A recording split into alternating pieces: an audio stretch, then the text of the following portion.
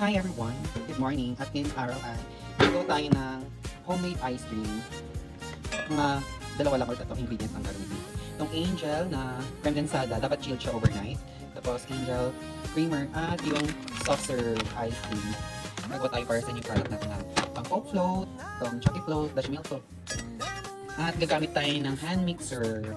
Or kung meron kayo yung anong tawag doon? Basta yung nagmimix yun, gano'n. At kapag gumagawa kayo ng ice cream, dapat naka-tube at tube na thread, gano'n, para mas masarap.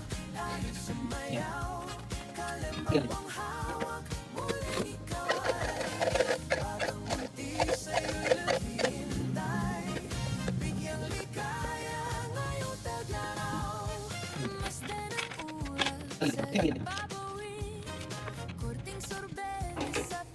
Ayan, itakwan na lang natin hanggang mag-double yung size.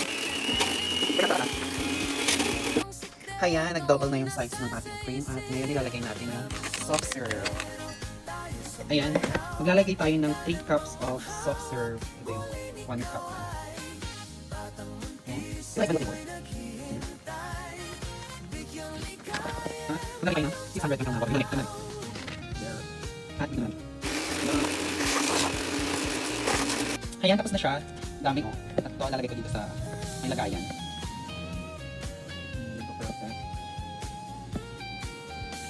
Perfect. Yan, meron na tayong ice cream. Freezer na lang natin siya. Ayan, nakagawa tayo ng dalawang ganito. Sa freezer. Bye!